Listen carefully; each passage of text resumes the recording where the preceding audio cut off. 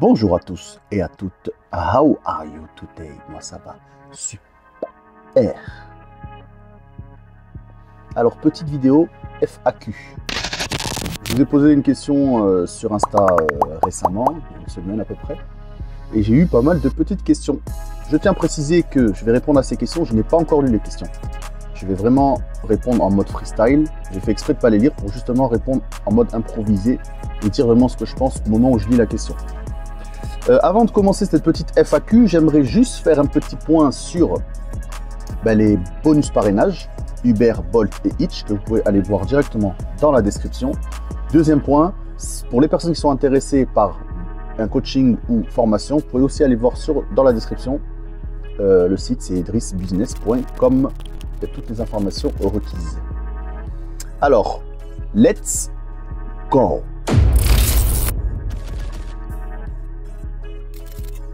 Alors, première question. Qu'est-ce que tu proposes comme genre de contrat pour partenariat dans ton démarchage? Un pourcentage ou un prix fixe? Alors, la question veut dire, quand tu as un contrat de partenariat, est-ce que tu as un pourcentage ou un prix fixe? J'ai pas trop compris la question, mais si c'est bien ce que je pense, imaginons que je suis partenaire avec quelqu'un, sous-traitant, c'est pas un prix fixe, c'est un pourcentage en fonction du prix de la course. En général, c'est entre 10 et 20%. Deuxième question, je suis un débutant. Donc, quels sont les moyens pour démarcher hôtel, resto, etc. Tout simplement, tu crées des cartes de visite ou des flyers et tu vas te présenter. Moi, ce que j'aurais fait, c'est tu tapes sur Google hôtel et le nom de ta ville, tu prends un listing de 10 ou 15 hôtels et tu vas les démarcher un par un. Tout simplement. Question suivante. Tu penses que si tu aurais commencé le VTC sur Paris, tu aurais kiffé autant ou c'est la Côte d'Azur qui t'a entre guillemets motivé de plus? Je ne sais pas, mais je sais en tout cas que je ne pourrais pas travailler à Paris ni vivre à Paris parce que je suis d'ici depuis toujours et c'est deux mondes différents, c'est une certitude. Donc je pense que peut-être que si, pour répondre à ta question, si j'avais commencé à Paris, peut-être que j'aurais pas tenu. Après je ne connais pas là, à Paris, je sais pas comment ça se passe, mais de ce que j'entends, les bouchons, etc., les travaux, les routes, machin, je pense que j'aurais peut-être pas autant kiffé. Question suivante. Salut, tu trouves le van plus intéressant qu'une berline pour 60% Uber, 30% privé? Je pense que oui, car avec le van, tu peux faire absolument toutes les courses. Autant les berlines que les vannes, que le X, etc. Tu seras juste moins rentable, mais tu es ouvert à toute proposition. Et surtout, si tu as des sous-traitants qui t'appellent, tu sais que tu peux répondre à tout le monde. Après, voilà, tu tiens à préciser que le confort n'est pas le même. La consommation n'est pas le même aussi. Pareil, si tu n'as pas de garage, il faut voir où tu peux te garer dans la rue, etc. C'est long un van, tu vois. Question suivante. Salut Idriss, le macaron pour Monaco, c'est obligé ou tu peux te débrouiller sans au début? Non, malheureusement, le macaron Monaco, c'est obligatoire pour travailler à Monaco. Maintenant, pour répondre à ta question, tu peux très bien t'en sortir sans. Il y en a plein qui n'ont pas le macaron ou qui ne l'ont pas eu parce que c'est pas tout le monde qui peut l'avoir. Donc, tu peux très bien te débrouiller sans. Après, si tu peux l'avoir, c'est toujours mieux. Question suivante. Quel statut choisir pour sa société? Le meilleur et pourquoi? Puis celui que tu as. Alors, le meilleur statut, pour commencer, pour un débutant, c'est de se lancer en micro-entreprise. Pourquoi en micro-entreprise? Parce que, de un, ça ne coûte pas cher à la création et pas cher à la clôture si tu veux arrêter, si tu n'aimes pas ou si tu as eu un souci, peu importe. Contrairement à la société, ou société morale donc, où tu as besoin d'un comptable, donc c'est des frais, tu as besoin d'un compte pro, c'est des frais, tu payes la création de la société, c'est à peu près 1000-1500 euros, et idem si tu as envie de la fermer, tu payes aussi 1000-1500 euros. Donc c'est quand même des frais à ne pas négliger. C'est pour ça que je conseille pour les personnes qui vont se lancer et qui n'ont jamais fait de VTC, de se lancer en micro-entreprise, comme ça tu testes le métier par toi-même, tu vois. Donc la deuxième partie, où il me dit, et moi j'ai pris quel statut? Moi je suis en SASU. Question suivante. Pour débuter, vaut mieux se lancer sa boîte ou travailler pour quelqu'un. Si tu peux travailler pour quelqu'un, c'est bien. Au moins, tu peux commencer à acquérir de l'expérience. Tu vois vraiment si le métier tu aimes ou pas. Ça te coûte zéro frais. Et vraiment, ça te permet d'avoir un pied dedans avant même de te lancer à ton compte. Moi, c'est ce que j'ai fait pendant des années. Et c'est bien après que je me suis lancé à mon compte. Question suivante. Coucou Idriss, penses-tu qu'on peut créer une application individuelle pour accéder à notre site? Oui, tu peux. Ça a des frais, mais c'est possible. Tu peux absolument faire ce que tu veux, ou sinon tu peux carrément rediriger sur, en tout cas sur l'iPhone, ça marche. Tu crées une icône sur ton menu pour que quand tu cliques dessus, ça te redirige directement vers ton site internet. Question suivante. Pour toi, même si ça change en fonction des villes, quels sont les meilleurs horaires à faire au début? Je pense pour commencer, si tu es jeune et que tu n'as pas de vie familiale, tu n'es pas marié, pas d'enfant, tu peux faire... Moi, j'avais fait travailler de nuit. Je faisais 18h, 6h à l'époque. Et c'est bien parce que ça roule bien, pas de bouchons. Les clients sont souvent sympas, tu vois, c'est des jeunes qui veulent aller à droite, à gauche.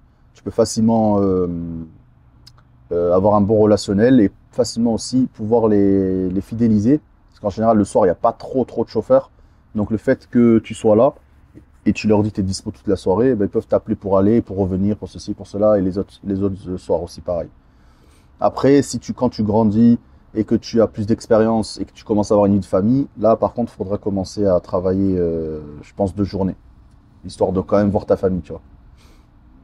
Question suivante, quelle était ta première voiture personnelle? Ma première voiture perso, c'était une Golf 4. Année 98. Ouais, j'ai eu mon permis en 2009. Ça remonte maintenant, ouais. Et j'avais acheté une Golf 4, je me rappelle, verte bouteille. Ouais, année 1998. Essence. Ouais, 1,4 litre. Je me rappelle comme c'était hier. Inoubliable. Question suivante. Le mieux est d'acheter son véhicule en nom propre ou société? Tu es le plus clair. Moi, je pense qu'il vaut mieux. Si tu as une société, il faut l'acheter au nom de société. Comme ça, tu récupères la TVA et tous les frais liés au véhicule, tu peux les récupérer. Si tu as une micro-entreprise, tu n'as pas le choix que de le mettre à ton nom propre. Comment choisir sa formation pour le renouvellement de cette carte VTC? À mon avis, tu voulais dire. Eh ben, tu peux aller dans n'importe quel centre de formation, tu peux faire, tu demandes le renouvellement. N'importe lequel, c'est rapide, je crois, c'est 2 jours de formation et c'est fait. As-tu déjà fait du taxi VSL? Non, jamais. La date de quand tu as passé ton permis? Ben, j'ai répondu juste tout à l'heure, c'était en avril 2019, j'avais pile poil 18 ans. J'ai eu 18 ans le 4 avril 2009. Et j'ai passé mon permis examen pratique le 7, 3 jours après. J'avais tout anticipé pour vraiment l'avoir le plus tôt possible. Est-ce que le cabis doit être au même nom que le compte Uber et carte VTC? Ben, le cabis, c'est un nom de société, donc tu peux mettre le nom que tu veux. Vu que c'est un nom de... C'est une société morale, donc tu peux mettre le nom que tu veux. Tu peux mettre un... Peu importe. Est-ce que la carte grise doit être au même nom que le compte Uber et la carte VTC? Pas forcément aussi. Si elle est au nom de ta société, il n'y a pas de souci pour ça. Il faut juste que sur le cabis, il y a le nom de la société en haut, mais en bas, il y a écrit le nom du gérant. Il faut que ça soit toi. Question suivante.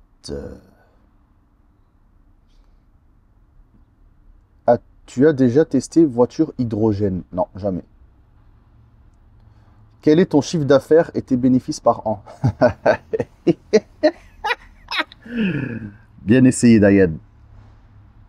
Ça, c'est un peu trop personnel. Mais je peux te donner une fourchette, entre 50 et 100.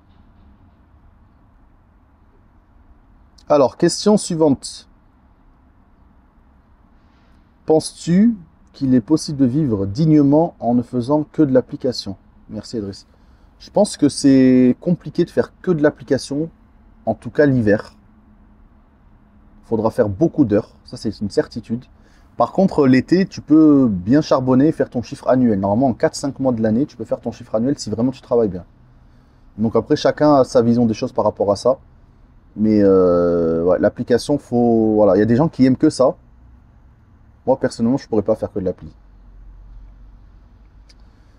Question suivante, Salam alaikum. Quel statut juridique pour maman à temps partiel, mais avec conjoint collaborateur? Et aussi maman et VTC à temps partiel, je peux envisager des courses privées ou pas? Micro-entreprise, tout simplement. Pas de prise de tête, micro-entreprise, tu payes juste tes charges tous les mois ou tous les trimestres. Et il n'y a pas plus simple que la micro-entreprise. Il ne va pas te prendre la tête à créer une société, etc. Je peux envisager des courses privées. Oui, bien sûr, ça tu pourras en faire, bien sûr, soit de l'application, soit des courses privées. Il n'y a pas de souci pour ça. Question suivante. Explique-nous la mise à dispo. Ben, la mise à dispo, c'est très simple. C'est juste, au lieu que le client te paye pour aller d'un point A à un point B, eh ben là, il te paye à l'heure. Il te prend un forfait matinée, soit journée, 2 heures, 5 heures, 3 heures, 10 heures. En général, tu prends jamais moins que 4 heures. Un forfait de 4 heures, c'est le minimum. Et après, tu vois avec lui, en fonction d'où il veut aller, ce qu'il veut faire, tu ajustes le tarif, quoi. Parce qu'il y a une différence entre juste l'amener quelque part et attendre, et qui te disent amène-moi là, j'ai des choses à faire, tu vois. Donc en fonction de ce qu'il veut faire, tu peux ajuster la tarification. Véhicule thermique ou électrique? Alors moi je dirais quand même véhicule thermique pour la fiabilité. Après électrique c'est bien aussi pour les applis, mais c'est trop jeune pour moi. On ne connaît pas encore la fiabilité. Et, je sais pas, moi je suis un peu pas trop pour l'électricité pour l'instant. Sachant que même niveau décote, pour moi, elle décote super rapidement les véhicules électriques, vu qu'il y a toujours de la nouveauté, chaque an, chaque 2 ans. Donc ton véhicule qui a 2 ans, il est déjà périmé, quoi. Question suivante, quels sont pour toi les avantages et inconvénients de travailler la nuit ou le jour en tant que VTC? En gros, la nuit, pas de bouchon, tu peux faire plus de courses rapidement, tu peux plus facilement fidéliser. L'inconvénient, c'est que tu es à l'envers. C'est-à-dire que tu vis la nuit pour dormir la journée, tu vois pas tes potes, tu vois pas ta famille, ta femme, tes enfants. Donc en fonction de ta situation, c'est chaud, tu vois. Et l'avantage en journée, c'est que tu as beaucoup de départs ou arrivées à aéroport, chose qui n'est pas possible la nuit. Et par contre, tu te tapes les bouchons.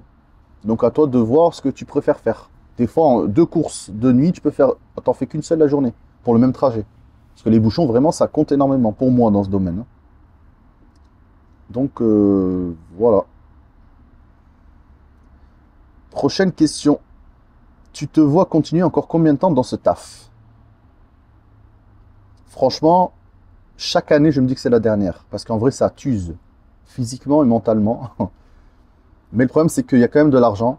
Et donc, chaque année, je me dis, allez, c'est la dernière pour essayer de faire autre chose. Et dans ta deuxième question, où tu dis, si tu te vois te changer de taf, c'est quoi? Adam, je ne sais pas. Moi, idéalement, c'est de vivre d'un métier que je puisse travailler de chez moi, c'est-à-dire sur ordinateur, avec Internet. Ça serait vraiment l'idéal. Si vraiment je peux faire ça, changer mon métier, donc gagner autant que ce que je fais, ou peut-être un peu moins, mais en travaillant de chez moi, ou partout dans le monde, c'est-à-dire même si je pars en voyage, je peux quand même continuer à travailler avec lui, il me faut juste mon PC et une connexion Internet. Ça serait vraiment l'idéal pour moi.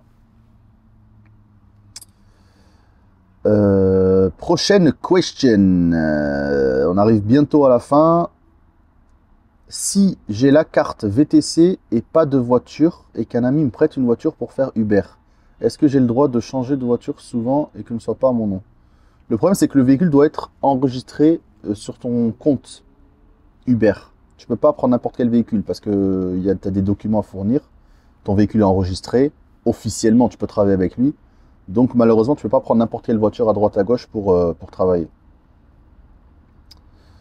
Donc voilà. Je pense avoir fait un peu le tour. Voilà, il y a eu une dizaine de questions. J'ai pris les plus pertinentes, hein, parce qu'il y a des questions un peu qui veulent rien dire. Voilà, c'était une petite FAQ comme ça, rapidos. Je suis en attente de mon pick-up qui arrive dans 1 heure encore. Donc bon, je me suis dit, allez, je fais une petite vidéo. Ça passe le temps. Si vous voulez créer un site internet, n'hésitez pas à passer par mon partenaire qui est sous la vidéo. C'est eux qui m'ont fait mon site. Grâce à ça, tu peux vraiment t'émanciper des applications et commencer à avoir de la clientèle privée. Donc voilà. En tout cas, je te dis merci d'avoir regardé cette petite vidéo rapidos. Et je te dis à tutti frutti pour tes nouvelles aventures. Peace!